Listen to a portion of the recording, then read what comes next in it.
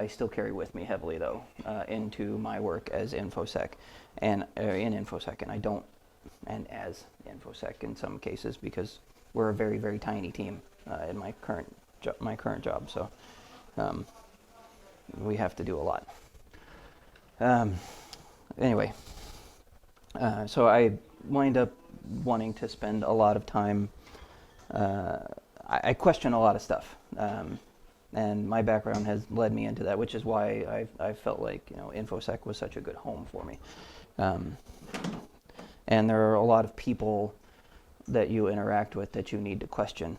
And normally, most of those people, the two big groups of people that you need to question the most, and from my past experience, are those two groups. Vendors, because you're relying on them, and DevOps, or your sysadmins, whatever it is, your build management, all of that infrastructure, not because they are not trustworthy, but they need to be verified. They have too much on their plate.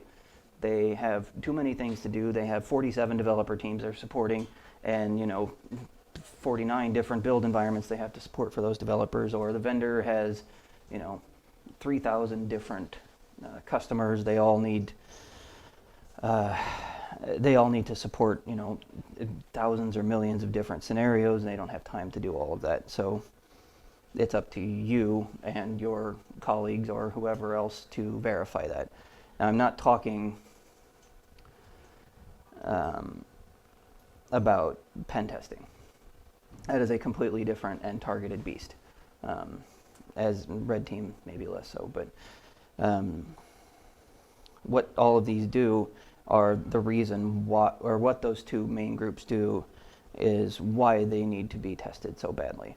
And this is not pen testing, as I've said, though there are elements of that kind of work in doing this, nor is it's more, wearing a blue suit and putting on a red hat. You're trying to make up for the fact that pen testers generally have, especially when you're hiring external and you don't have a big enough org to have your own internal offense team, which most don't, regardless of the fact that there are many tech giants that are in this area, and several people in this room I know work for and have their own, all of those teams. There's still many, many small organizations that don't have those, and when they hire those third-party teams, from Protivity or whoever the hell, or Coalfire, if you haven't seen the news lately. They tried physical engagement. They tried physical entry onto in Iowa, in Des Moines, Iowa, I think it was. They tried physical entry and got caught, and everybody just basically ignored their get out of jail cards, and they're in jail still, I think, as far as I know. Yeah. Oh, they're out now? Yeah. Oh, okay, good. Because I was really annoyed that they just basically said, I don't care about your piece of paper or whatever, like, you're going to jail. Where did I leave off there? Anyway, but those types of groups, they come in and they are focused on whatever their scope is, which usually is not just go fuck my shit up. And even then, if you do that, they also, just like other vendors that you are using in your infrastructure or your DevOps team is developing for your teams to push out, nobody's got time for that. They have 7 other engagements that they're on, and they are going to work within their scope and find things that look interesting to them, and then they're going to move on because they've got other shit to do. And they've still got to write a report for everything that they found in your org. So this is kind of about that middle ground between having a pen test team on a fixed or specific product and plugging a Blinky box in and hoping it works. At least trying to gain some kind of benefit in the middle there. Because as I said before, vendors, they're not evil, but they're, I have that right there. they are run by marketing. You know, many times those marketing people have their heads firmly implanted in their buttholes. And then it is sales engineers and support engineers, all of these people that have to then run around and pick up the pieces. But the vendor will tell you, it'll mow your lawn and cook you crepes for breakfast or something, and whatever you want to hear in order to give them hundreds of thousands of dollars probably. Most of the time. They're getting better about that, and I have met quite a few. No, that's the other reason for this whole topic is I'm going through all of this crap right now. So, I'm discussing vendors. I'm meeting with static analysis tooling vendors and dynamic analysis vendors and AV vendors and all of that. So it slows the process down, but I feel like I've gotten a good deal for it. Anyway, yeah. Most of the time, especially in security, and granted, I am making excuses for vendors, and I understand that. I understand that you're paying a vendor, $500,000 out of your budget, maybe, that you don't necessarily have, and you're expecting that $500,000 is going to get you something that, when I click the button, it's going to do what I think, and it's going to make all the bad email alerts go away, and I can sleep when I'm on call, all of that good stuff. But InfoSec is still growing far too fast, and there's still too many products being developed, being shoved out everywhere. So right now, vendors care more about growth and numbers than they do about seeing satisfaction of every individual customer, and they grow to support onboarding new customers and not supporting existing customers. So again, why it's important to trust but verify that the vendor's going to do at least most of the work. But I don't know about most of you, but I'm kind of naturally just paranoid, right? And I just assume most people that work in security also are, at least to some degree, just a little bit, yeah. And yeah. Yeah, I guess it depends. If I'm on call, I'm still gonna lose sleep, more than likely. But if I'm not, yeah, I can turn my phone off at like 8 p.m. and not be too afraid. Won't wake up in a puddle of sweat at 3 in the morning, or assuming I have fallen asleep by then. Because yay. Yeah, so that paranoia.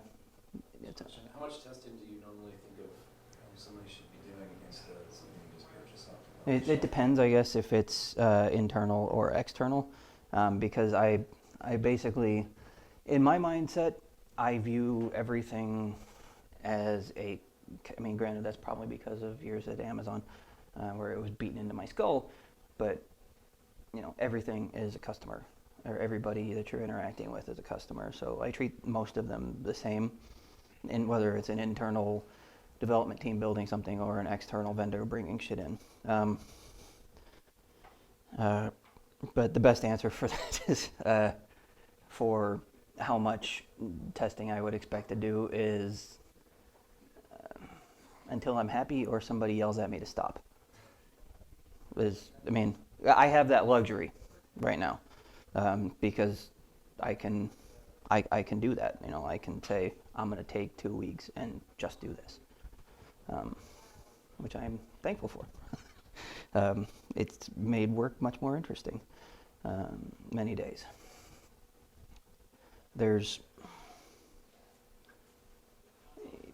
Were I better organized, because we have a project manager, but she's drawn so thin between so many different teams, I can't expect her to keep track of the bullshit going on in my head, on top of, like 4 other teams. She's a hero as it is. I would were I starting and were I organized enough to keep to it or have somebody else to hold me to it, I would try and set up some kind of deadline, and do minimum qualifications that need to be met before, or more, I guess not like qualifications, but more targets and parameters from those targets that need to be met. I want to, at minimum, if I am testing, a deployment system, I want to make sure that one, that it's always, like baseline shit. Like I want to make sure that it's pulling from internal repositories, that when people are pushing things through a deployment pipeline, it's not going and grabbing random shit off the internet in order to bundle in with a build, because we have internal repositories for that shit for a reason. So don't do it. There's basic criteria before I would start getting more creative with the testing that I would want met. But mostly it's just seat of the pants and whatever it sounds like fun that day. On top of the other 37 things that need to be done usually. I have had this up on the screen for a long time, and I'm very conscious of it now.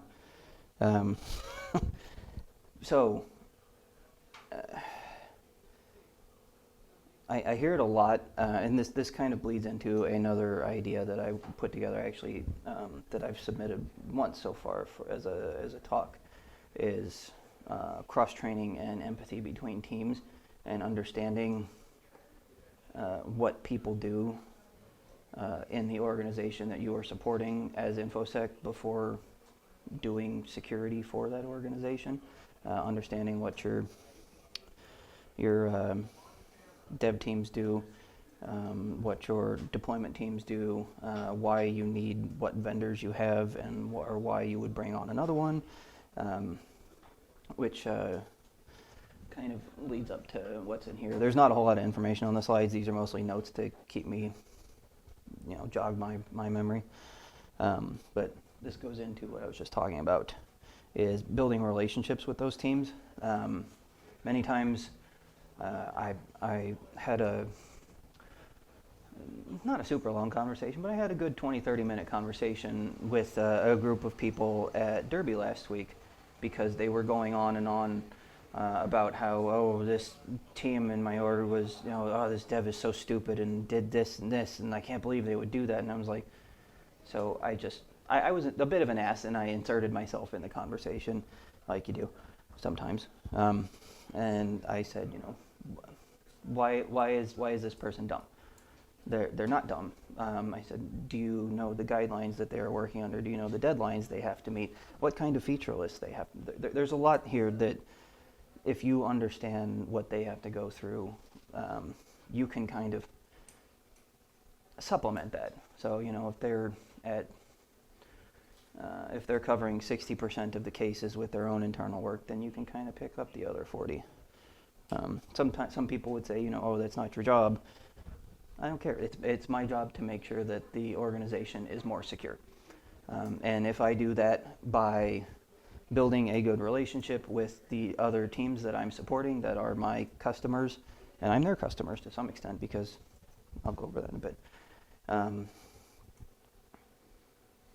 you're going to have a better time. You're going to have a bad time when you work in, at least in every organization that I have ever worked in, ever. And I have, since being in QA and then InfoSec for almost 20 years now combined, I have been the bearer of bad news for almost 20 years. That's all you do, is you tell people, hey, your shit's broke. And people don't like that. So, there's a lot of hard assery, and bravado in, saying that you've outsmarted somebody, but ultimately that make you feel good for a short while, but you're not furthering the security of the organization. You're not making the community better as a whole by calling somebody a dumbass. There's just not much good comes from that. One laugh, maybe. You can say things pretty funny, Sometimes stuff is funny, but mistakes, but laugh at the mistake, not at the person that made it. That kind of thing. Anyway, sorry, I went off on a tangent there. But when you build those relationships, try and build them within your organization and outside your organization. If you work heavily with specific vendors, don't just, it's like, what is it? That cops love it when they pull you over and you yell at them saying, "Don't you know I pay your salary?" And they love it when you do that. The same comes with vendors. They don't want to hear it.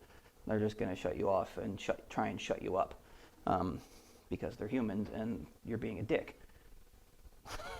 To some extent.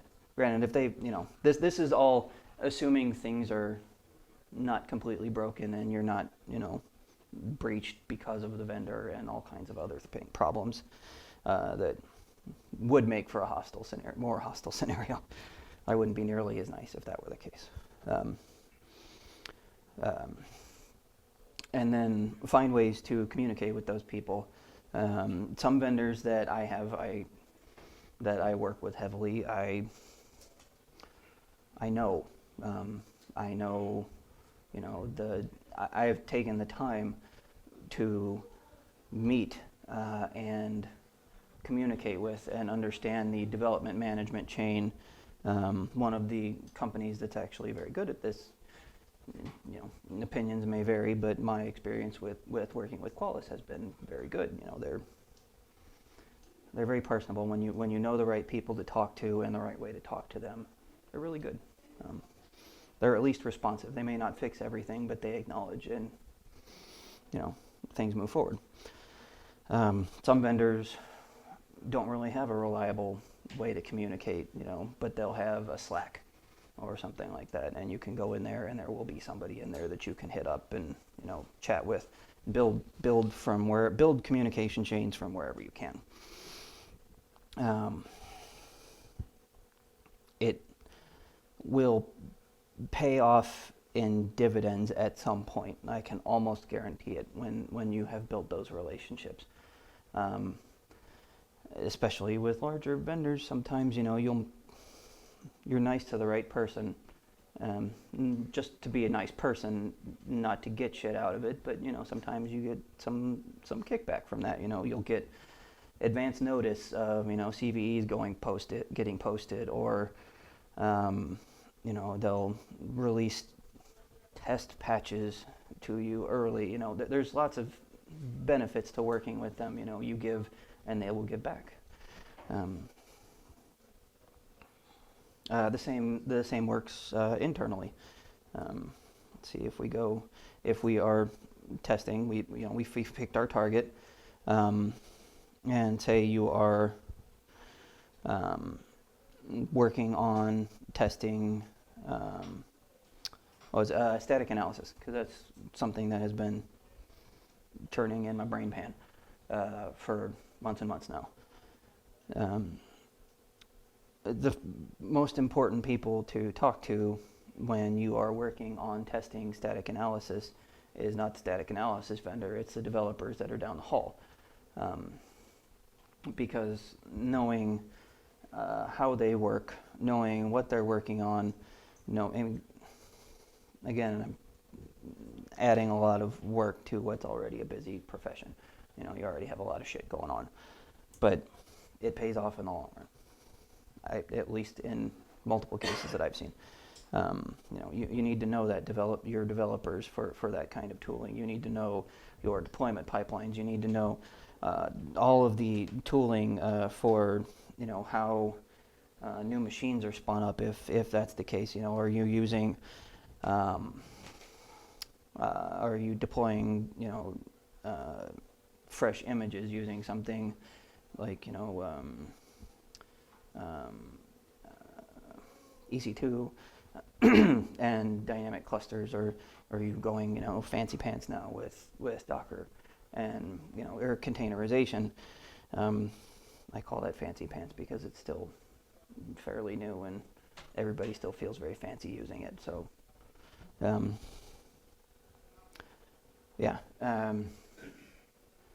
all of those things are very important, and they will become important more and more as for when you are performing static analysis on all of your the code that is deployed at your organization. As much of your right there. I remembered.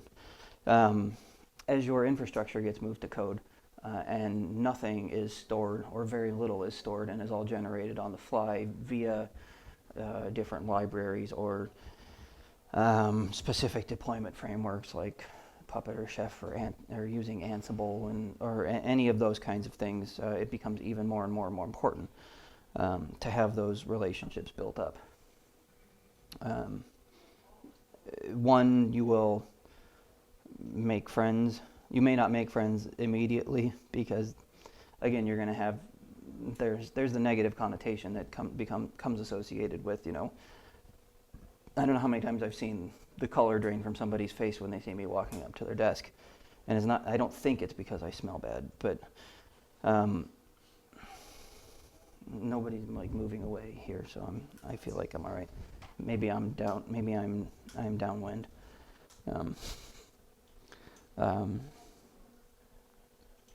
It will become more and more important, though, to have those relationships, because many times their workload is just as high, and you are going to outstrip each other in multiple directions, working around each other or working on parallel channels that should be overlapping channels instead of parallel, all kinds of things like that will wind up causing wasted time, wasted effort, hurt feelings when somebody else's tool gets picked over somebody else's, all of that kind of thing. I realize this is not a terribly technical talk, but I promise there will be a little bit more later. So then, if we are, let's go back to this guy. So now say you are testing, so for the static analysis example, do you know your build pipeline? Who manages your build pipeline? What languages do you have? What are those languages used for? Are you using different types of automated deployment? Are people running any kind of testing frameworks on their own? They should be patted on the back heavily if they are. Even anything that just tests the happy path is a massive win, because most of the time they don't have time for it and they just blow past it, because all developers are full stack now, which means you have like 4 jobs, which is insane.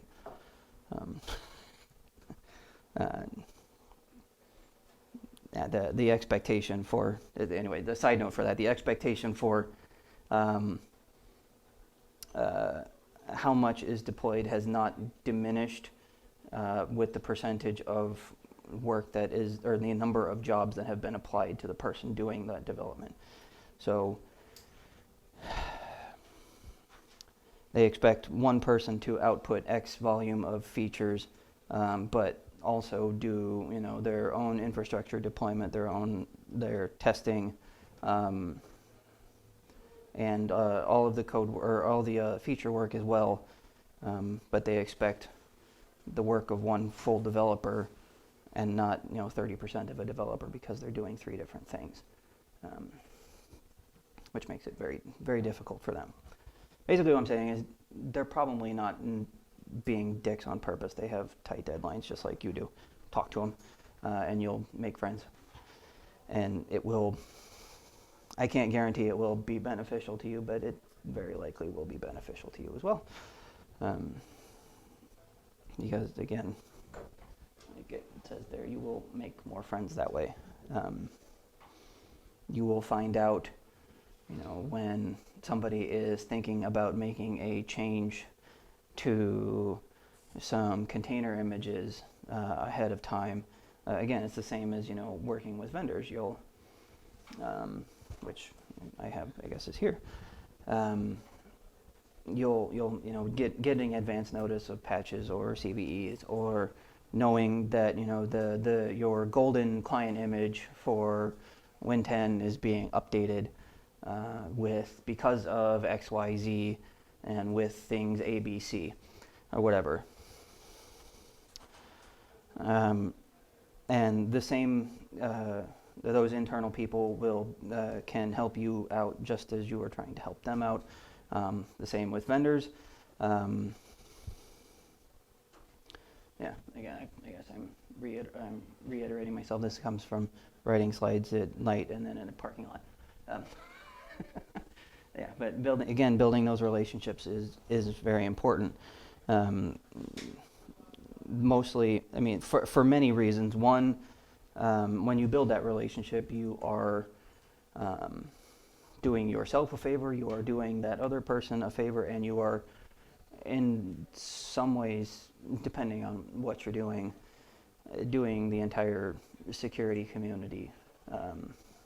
You're giving them something beneficial as well to everyone else, in that you are elevating your own knowledge, protecting your organization or your home, whatever it is, better, and you are giving that vendor the ability to recognize it, which then trickles out into the rest of the community, and so on and so forth, and all that good stuff. And then you all sing Kumbaya. And it also has a few different added benefits in that, like when you are working closely with other people and keeping those positive relationships going, it's in your benefit because you never know who you're going to work with in the future. I have one of the guys I used to work with at F5. One of the guys I used to work with at F5 now works for Palo Alto, and he is one of our sales engineers. So I used to work with a guy who now is a vendor that supplies my organization with shit. So that's kind of been a full circle. I can say, hey, I heard, I saw somebody talking about the content of the CVE on, NetSec or something like that, and he'll be like, oh yeah, here's the data. It's nice. Yeah, but not being nice to them isn't everything. Keeping, like I said here, keep them on their toes and send them weird shit. Hey, I wanted to see what would happen if I did this weird shit where I have this in JavaScript, or this PowerShell or JavaScript that starts creating ActiveX objects to get into a shell to start running some encoded PowerShell commands that does all this weird stuff, and it blew right past your AV shit. And you send it to them, and at times there's a lot of benefit there. You're many times. Trying to find a nice way to say that, and I can't. Most vendors are full of shit.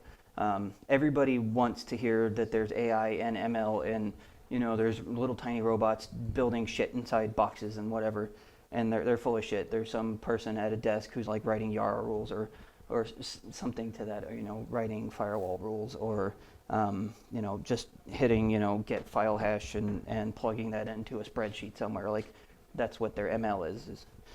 That's Dave. We call him the machine, and he's learning. But at what point do you think you're kind of doing your job for them? And that's the hard part. Yeah, a lot of the time. But you are, and that's what I was talking about in the beginning. I guess is that you should have some expectation that you're paying them X number of monetary units per year or whatever, and that they should provide you with whatever expected service is. But again,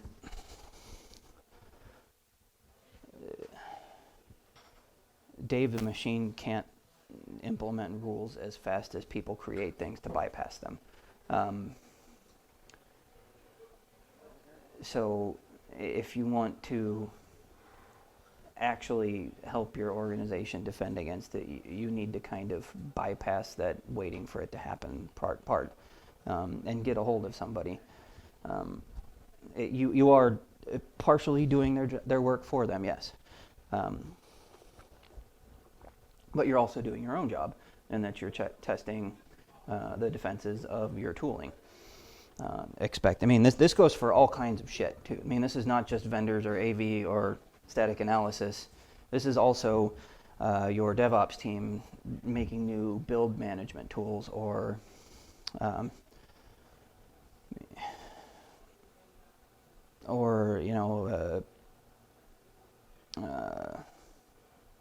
just had one, and it just like went right out my ear. Just yeah. Anyway, there's God, what was another? Oh, there was another one. Yeah, secrets management. They were rolling out, internally a couple of years ago. They were rolling out new secret management platform. You're trusting that literally with the keys to a multi-billion-dollar organization. So, at a certain point, yes, you are doing their job, but their job is also overwhelming. So, I'm trying to meet in the middle a little bit, if that makes sense. Yeah, I think so. I guess in my mind, I'm gonna to a certain extent, do a lot of their job. I want something in return, since they're a vendor, not just friendly. I actually that. I have that. Yeah. Well, I don't remember if I have anything later about that, but you do to some extent. When I did some testing with Palo Alto with their traps, their EDR and AV agent. God, was it early this year, late last year? And I spent some time on the phone with their dev team and showing them, what I had used to bypass it, and what the types of things that had gotten by detection, all of that kind of stuff. And all of a sudden, we had a discount on buying shit. Yeah, it's kind of a back scratching thing.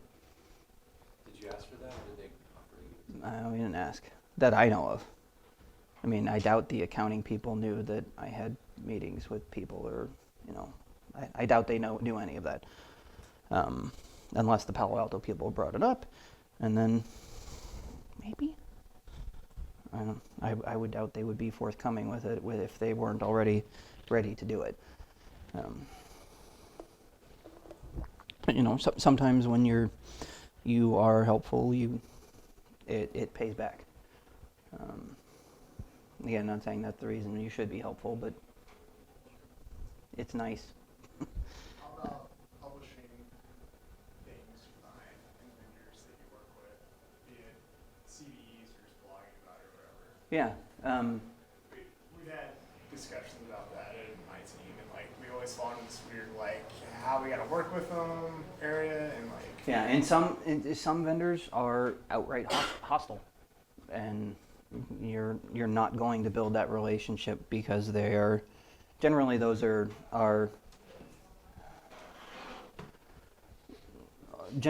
older, more established, or larger organizations that don't realize that you can't stamp out, like golden widgets once a year and just send them off into the world. Like, your shit's got to be changing constantly because everything else is changing constantly. So, and a lot of those bigger vendors, they can be openly hostile. In those cases, it could get really difficult. I mean, there was it 2 years ago? Maybe? At HushCon, I don't know if any of you saw there was a talk with some gentlemen in shark suits. Oh, yeah. Dealing with a certain service provider that's out of was it Philadelphia? Is that right out of I don't remember. Yeah. They were fired and rehired almost immediately. Yeah. Some vendors can be real mean. Others not so much. They're the hard part is maintaining communication, especially right now. Vendors are buying each other up like it's you know, the new fun thing to do, like, you know, especially anything. If you I'm surprised honestly that like Aqua hasn't been. I'm sure some people have offered them. Pretty much every major container security company at least probably has had, you know, $1 billion thrown at them in offers to purchase them. That's why Twistlock sold for an obnoxious amount of money. I think $4.5 billion, I think it was. It's a lot of money.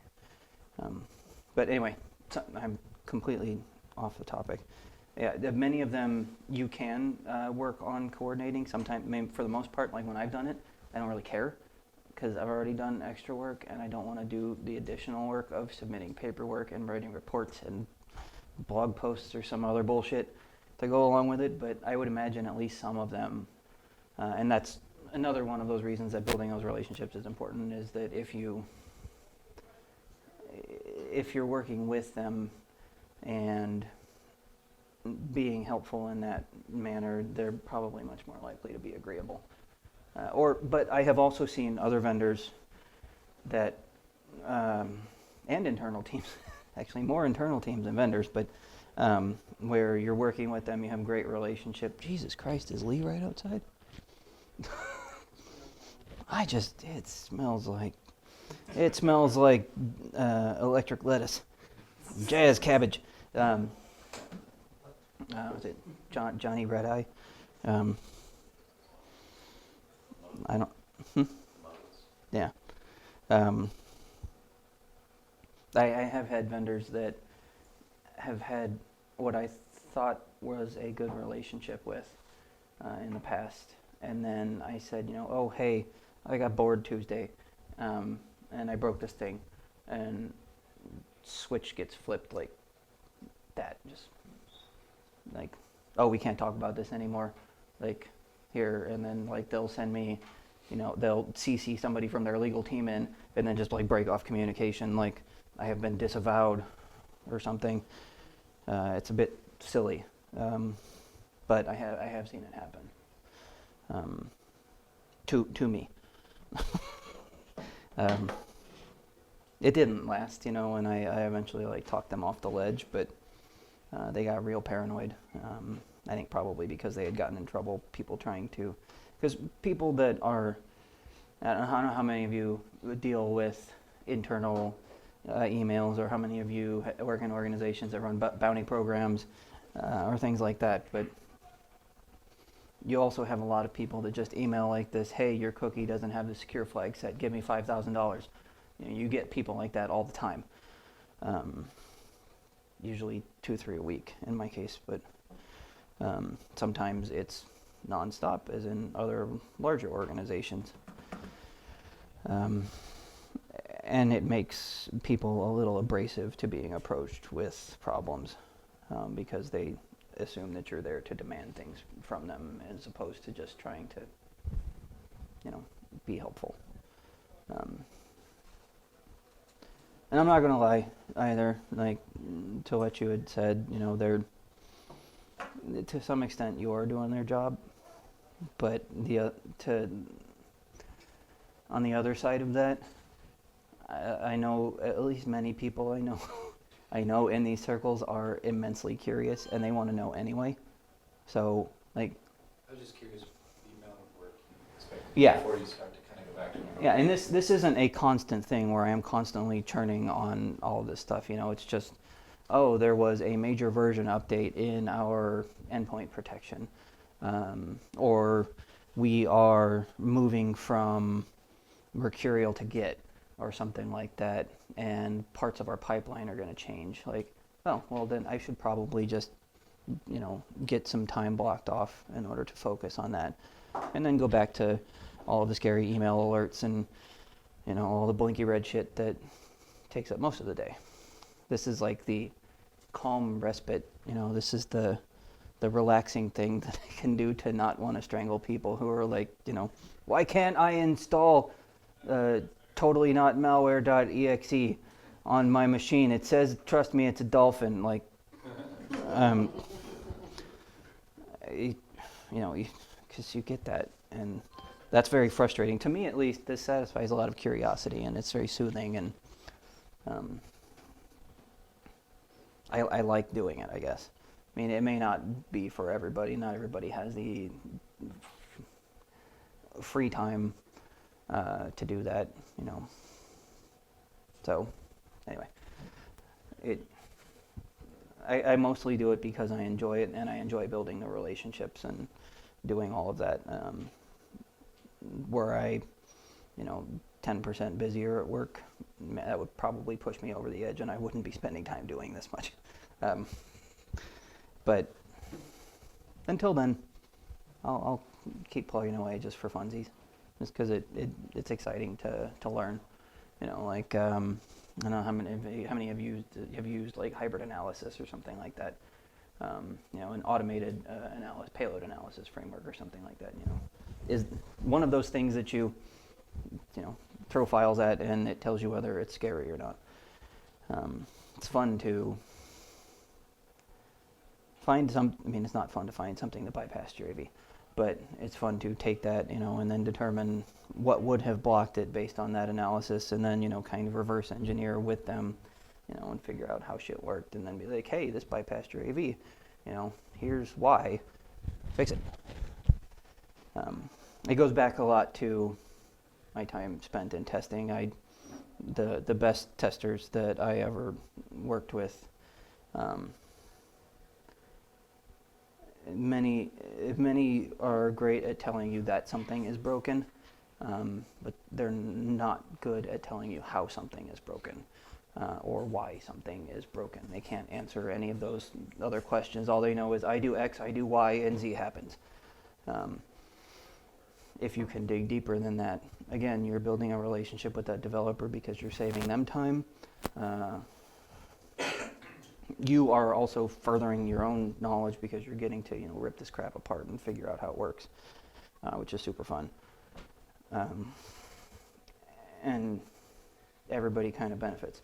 Granted, back then, I mean, when I was doing that, that was my job, so I wasn't going above or beyond to. What's that? Okay. All right, I'm thirsty. So it is a lot of fun too. And like I had said before, building those relationships has a lot of benefit. Let's see. Yeah, and back to your question too. There are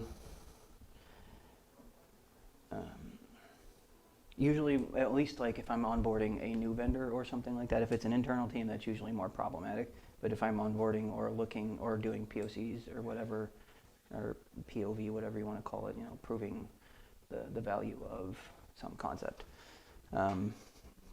I usually talk with them ahead of time and say, you know, I'm actually like I am dedicating 2 weeks of time to trying to break your shit. How do I relay that to you? You know, can I report things to you? Are there specific people I should contact for specific stuff? I try and build that ahead of time so that it doesn't come as a surprise, and I don't just, you know, send them an email that says, you know, look, 40% of my tests bypassed your AV or whatever. That's less pleasant than, you know, throwing something into boiling water as opposed to slowly turning the water up, kind of thing. Sorry, I'm thirsty. Oh, also the animal buttholes thing was real. I sent somebody and CC'd the wrong people on cutouts from an animal buttholes coloring book.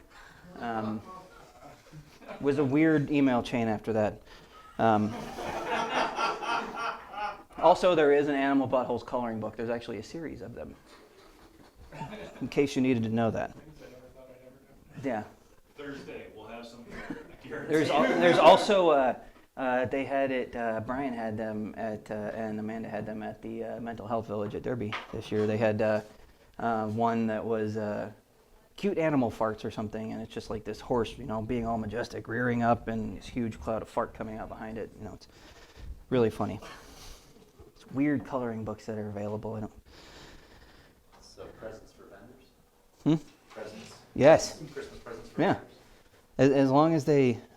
Yeah. Well, I mean, like especially with that particular vendor, now they would probably expect it. They would be shocked.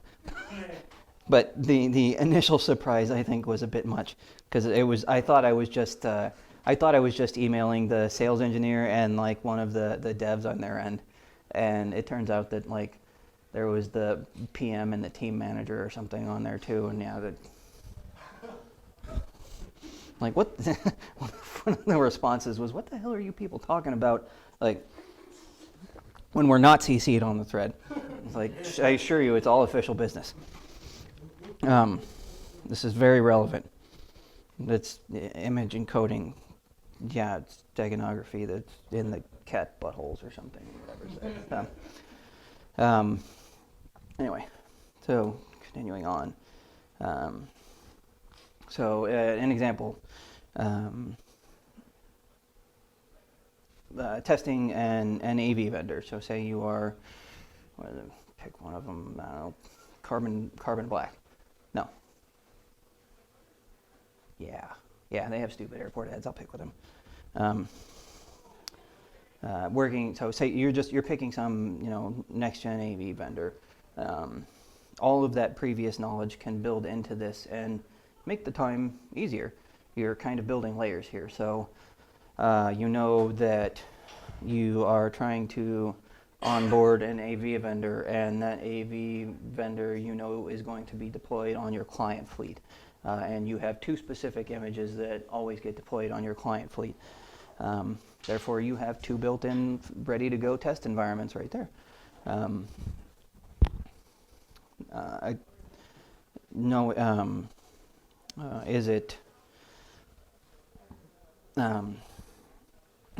This is also a great time to, as not recently, as 6-7 months ago, rolled out a new endpoint protection, and that was a massive test of our patch and deployment management, or inventory and asset management systems, because it failed miserably.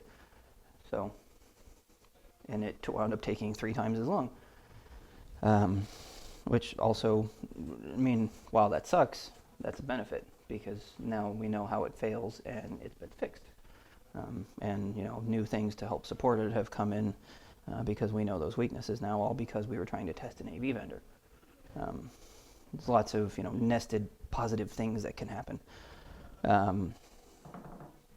If you're testing an AV vendor, make sure you have a safe place to do so. It can get very nasty very quick, especially if you're just trying to run something in a VirtualBox VM on your laptop or something like that. Virtualization escape is a very real thing. I have been reprimanded in the past for winging it a bit too much, crashing a few different things that shouldn't be crashed, and causing problems. So a big thing is to just isolate, if you're testing an AV vendor, get your golden images and put them on a specific box that is VLANed off. You can install some kind of hypervisor or whatever you want to do. Having a dedicated build environment for this is very important, so that you don't cross-contaminate. Because I've also taken snapshots. I haven't had it happen yet, where I actually did the bad thing, but I've gotten very close where I was building snapshots of images with AV shit, different versions of AV installed, and different sets of like Windows Defender settings for Windows Defender, things like that. And I wound up snapshotting one of the ones that was already infected, and then I went to go put that back in the pool, or give that to other people actually to test, and that could have been bad. So, yeah. Be careful; it can get spicy. That's what I'm talking about with that. Especially when you don't know what's going to happen. Isolate. In this case, like when I was testing AV vendors, I went and just found, before it went under, Exploit DB, or finding different payloads around from hybrid analysis. If you remember, you can get a hold of some of those. You can also just generate, I generated an ass load of payloads with just Venom and MSF Venom. Also, you can generate payloads out of, your favorite framework, X, Metasploit, whatever you want. And then you can find cryptors for those payloads that do all kind of goofy shit. Like some of them even have fun UIs. They're really poor English translations, especially lots of the Russian ones. But they're fun. And wound up spending a lot of time. I like automating things because I'm weird. I will spend 5 times as long writing code to do the same thing. That would have taken 5 hours writing code to do something that would take me an hour to do.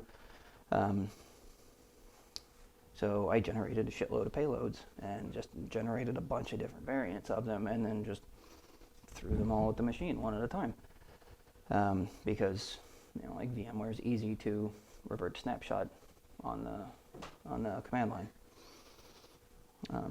using staged snapshots too. That was another big important one for testing antivirus, was having having a solid base image or a generic. This is my curiosity causing overkill, and I probably did too much. I know I caused myself to lose some sleep, but I was insistent that I do it.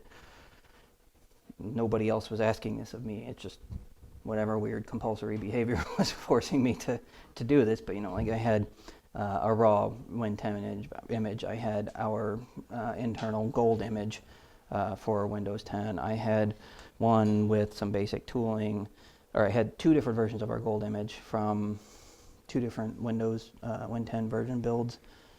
And I think a Win7 one as well. Yeah, I had like 7 different snapshots for doing one set of tests. It was kind of stupid. And probably a waste of time. It would have been easier to do automated deployment and have one snapshot. Anyway, this is kind of bullshit that keeps me up at night. Why did I create 7 images when I could have used the disk space for one and then had automated deployment of individual things as I stress about dumb shit sometimes. And I wound up, automating that, and there was it's funny. So there was a talk not last week, the week before. I went to Derby. There was a talk at Derby that was actually specifically about testing antivirus vendors, which was really funny because the talk was great. I can't remember the guy's name, but the talk was really good. And he goes into a little bit more detail on a lot of the same type of stuff. There's a ton of different tools you can use. I mean, you can get really crazy with it. And to a certain point, it's just, at a certain point, you're just satisfying your own curiosity to see where stuff goes wrong. The only thing that I at least try to do, I try hard to do, is this bottom line is don't be a dick to red teamers and burn their shit. A lot of them also work really hard and spend a lot of time building that shit. So you're kind of like one errant click from a person doing this kind of testing can ruin, months and months of work from a red teamer. Specifically, like he talks about in the talk at Derby, he talks about one of Ben 10's PowerShell frameworks that he's released, or PowerShell payloads. I'm sorry, that's really snazzy. But then he went on to talk about, sorry, not sorry, I burned your shit. But it's kind of not cool. They spent a lot of time. When you say burn, what do you mean? Yeah. Oh, Pushing shit up to, yeah, that's what I mean by BT. Yeah, don't. That's why, again, the relationships matter when you're working with the vendor. You can tell them what happened without saying, here's the hash and the signature and everything from every automated analysis tool, and I've spread this all over the world. They work hard too. Please don't burn their stuff too much if you can. They do a lot of good work too. They're also working to benefit the security of their org and your org by building these things. So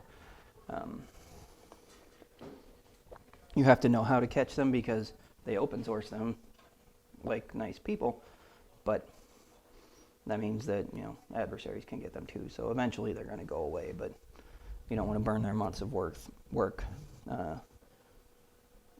just to see it, just to test whether one image type or something in your organization will fail to their payload, or will their payload not block their payload or block it or whatever. Anyway, let's see. Yeah. So again,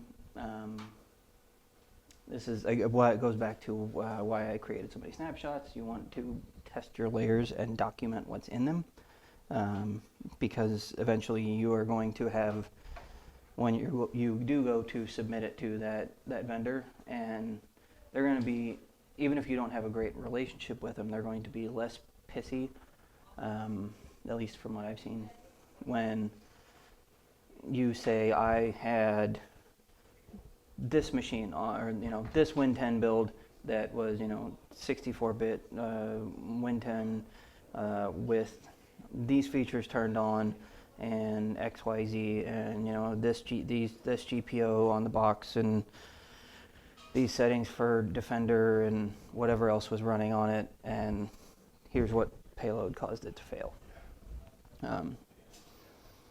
You're more likely to get a positive response from that vendor or that internal team when you give them not just that it's broken, but why it's broken again, because that matters. You're saving them time, and you get to satisfy your own curiosity again. Many times you'll, that's why, like when I was writing the automation, so for continuing with the AV example, deploy snapshot 1, load, or deploy snapshot 2 that has these basic tools on it, or is just running Windows Defender with no AV cranked all the way up, and running or testing the base image with nothing turned on, testing it with Defender cranked all the way up, testing it with Defender cranked up as much as it'll go, and the new AV, all that kind of stuff.